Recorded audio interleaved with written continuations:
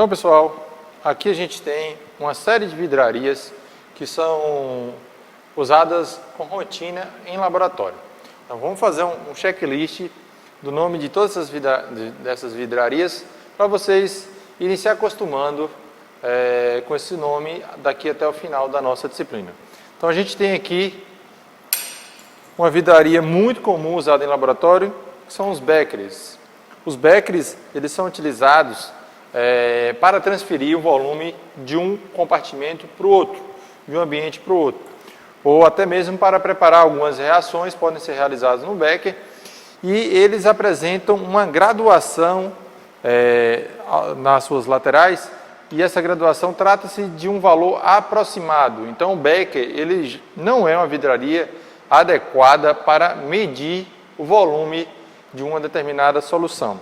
Ele é apenas uma vidraria para transferir de um ponto para o outro. Ok? A gente tem beckers de vários tamanhos, beckers de plástico, becker de vidro, e a gente pode ter, junto com o becker, uma vidraria chamada vidro de relógio. Esse vidro de relógio, ele serve para tapar o becker, para impedir que as partículas da atmosfera caiam dentro da sua solução. Então, pode servir como uma tampa provisória para a sua solução. Podemos também utilizar num prato de uma balança para efetuar a pesagem de um reagente sólido.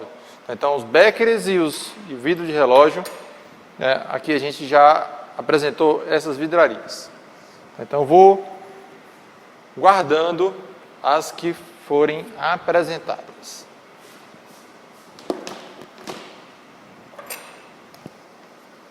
Uma outra vidraria que a gente tem aqui são os balões.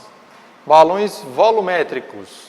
Já no caso dos balões, a gente está falando de vidraria que podem ser usadas para medir um determinado volume.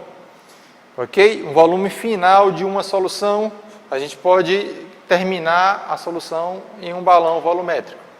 Tá? Ele vai dar um valor específico de solução. No caso aqui eu tenho um balão de 10 ml, aqui eu tenho um balão de 50 ml, aqui um balão de 200 ml.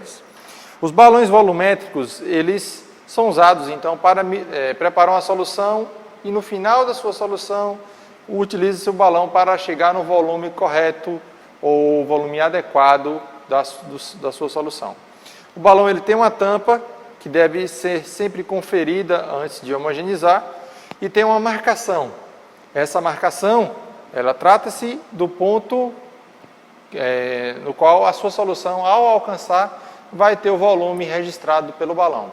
Não podemos utilizar soluções aquecidas ou não podemos levar ao fogo balões volumétricos porque eles podem ser descalibrados e, perdendo essa calibração, eles não vão mais fornecer o volume correto.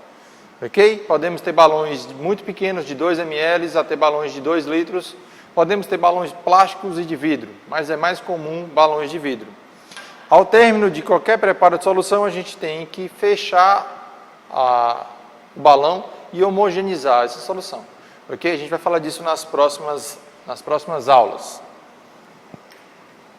Temos aqui outra vidraria que trata-se das provetas. As provetas são utilizadas para medir um determinado volume que será utilizado em uma outra vidraria, ou será transferido para uma outra vidraria. Então, tem uma proveta aqui de 10 ml, ok? Ela vai medir de 0 até 10 ml, de 0,1 em 0,1. E aqui eu tenho uma proveta de 100 ml, que mede de 1 em 1 ml. As provetas, diferente do balão volumétrico, tem uma graduação que você pode medir volumes diferentes. Ok? Então, você tem uma faixa de volume possível de ser medido em uma proveta. Assim como o balão, não podemos aquecer as provetas, porque essa vidraria irá se descalibrar e assim a gente não vai poder utilizá-la, mas porque não vai dar o valor correto dos volumes. Beleza? Proveta tem de vários tamanhos, até 2 litros, 1 litro, proveta de 10 ml, de 5 ml. Beleza, então é isso aí, provetas. A próxima vidraria que eu apresento para vocês são as pipetas. Pipetas são vidrarias utilizadas para medir volume também, assim como a proveta. Só que a precisão das pipetas geralmente é melhor do que a das provetas. A gente não vai ter tanto erro quanto tem na medição usando proveta. Temos dois tipos de pipeta. A pipeta volumétrica, que só mede um volume, e a pipeta graduada, que mede uma faixa de volumes. Então, tem uma pipeta volumétrica de 10 ml e uma pipeta graduada de 10 ml. Se você quer medir exatamente 10 ml, o adequado é trabalhar com a pipeta volumétrica, porque o erro nessa medida ele é menor do que numa pipeta graduada. A vantagem da pipeta graduada é que a gente pode medir frações de volume, entre 0 e 10 ml, no caso dessa vidraria aqui apresentada. Ok? A gente utiliza as pipetas sempre em parceria com as peras ou pipetadores. Tá? Pipetador do tipo pera. A gente coloca esse pipetador na pipeta e a gente tem nesse caso, num pipetador do tipo pera, a gente tem três botões de acionamento. Tá? O botão de cima é um botão que a gente vai acionar para esvaziar o ar dentro da pera. Apertou a pera, solta o botão e depois solta a pera. Então ela vai ficar com um vácuo dentro da pera. O botão abaixo da pera a gente utiliza para realizar a sucção. Então a gente coloca essa pipeta dentro de uma solução e aperta o botão superior para o líquido ser sugado. E o botão lateral a gente utiliza para dispensar a solução que foi aspirada inicialmente. E a gente depois vai trabalhar como realizar a medida correta utilizando pipeta e pera. Vamos deixar aqui nesse canto. Aqui a gente tem outras vidrarias que são os funis. Tá? Então tem um funil de vidro comum, que ele é utilizado para transferir uma solução de um ponto para o outro. A gente pode utilizar um funil para transferir uma solução para uma vidraria que tem a boca mais estreita. Ou então, como é o mais comum o uso desses funis para realizar a filtração. A gente coloca um papel filtro e filtra a nossa solução, separando a fração dissolvida da fração particulada. Temos dois tipos de filtro de funil. Um funil de vidro normal e aqui um funil de Bucker, que é um funil de porcelana que tem esse aparato na extremidade interna, na parte interna dele, para servir de suporte para o filtro. Tá? Então a gente coloca o filtro nesse suporte, colocamos esse funil num recipiente que vai receber o elemento filtrado e passamos essa solução pelo funil. Em alguns momentos a gravidade ela não vai ser suficiente para realizar a filtração.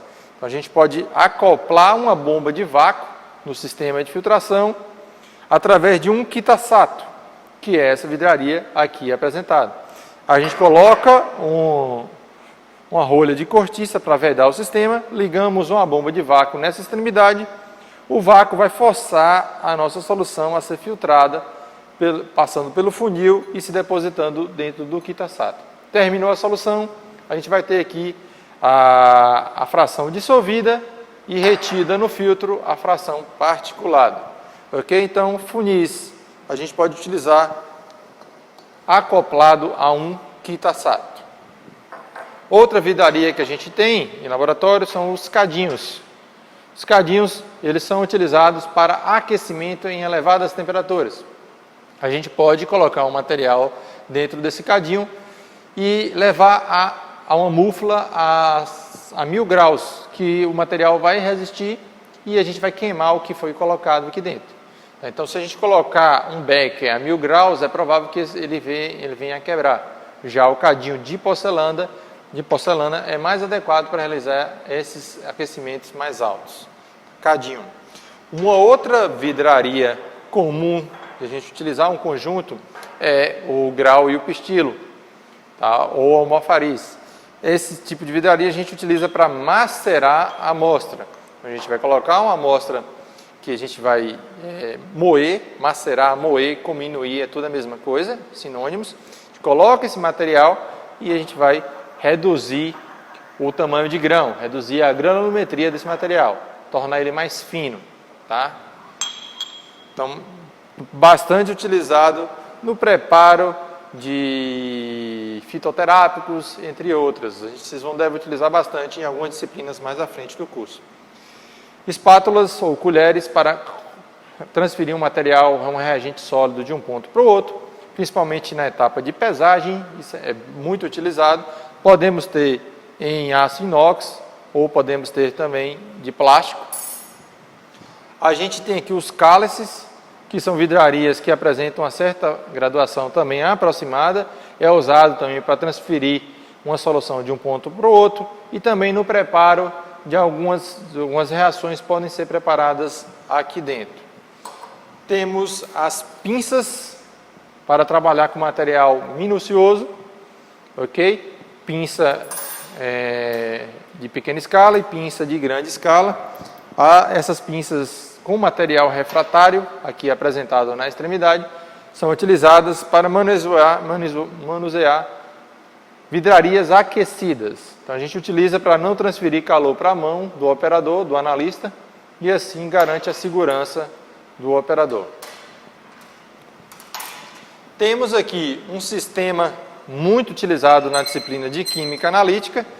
Trata-se do Erlenmeyer, da bureta, aqui apresentada, do suporte universal e da garra e da mufa.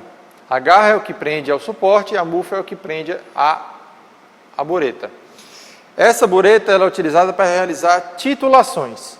A gente, como já falado nas aulas teóricas, a gente coloca um reagente conhecido, com concentração conhecida, dentro da nossa bureta, e a gente vai dispensando lentamente esse reagente dentro da Erlenmeyer, onde contém o nosso analito, promovendo uma reação instantânea com algum tipo de indicador. Quando a reação terminar, a gente fecha a bureta, mede-se o volume gasto do reagente e a partir desse volume a gente consegue calcular a concentração do nosso analito. Ok? Então a gente vai ter aqui bureta sempre associado com o uso de Erlenmeyers. Então a gente tem o que vai na bureta a gente chama de titulante e o que vai no Erlenmeyer a gente chama de titulado. Ok? Titulação ou análise volumétrica. A gente vai falar muito dessa análise nas próximas aulas. Além disso, a gente tem aqui também pipetes que são utilizados com água destilada ou até álcool aqui nesse laboratório. São vidrarias ou materiais plásticos que contêm a água destilada. A gente vai sempre utilizá-los junto com a água destilada, coletando essa água em um reservatório apropriado no barrilete que contém a água destilada. Ok? Vai ser de grande utilidade nas nossas aulas. Um outro instrumento que será bastante utilizado, balança analítica, que é essa balança que tem essa capela de vidro para proteção no momento da pesagem. Nesse canto, a gente tem uma bomba de vácuo, que pode ser utilizado, como eu havia falado, acoplado ao Kitasato. A bomba de vácuo trata-se de uma bomba circular que gera uma sucção de ar nessa entrada e uma expulsão do ar na entrada lateral. A gente pode controlar a pressão do vácuo utilizando essas roldanas laterais. Ela tem um botão aqui na extremidade posterior que a gente liga sempre na tomada e acoplado ao Kitasato para gerar o vácuo.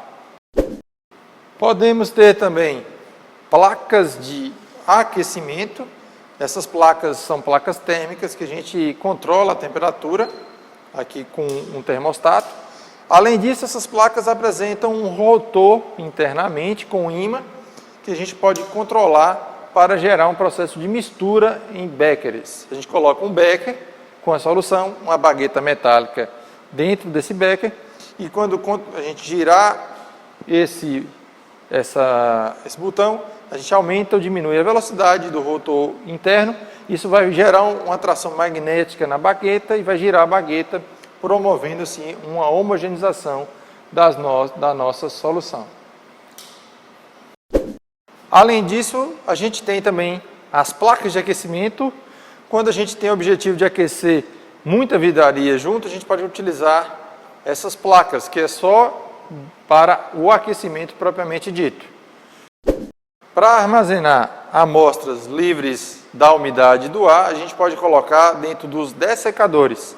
Então, o dessecador ele é composto por sílica na base e a umidade aqui dentro ela é toda capturada pela sílica e assim preserva-se o material armazenado internamente. Okay? Amostras, reagentes que têm que ficar livre da umidade são colocados dentro dos dessecadores.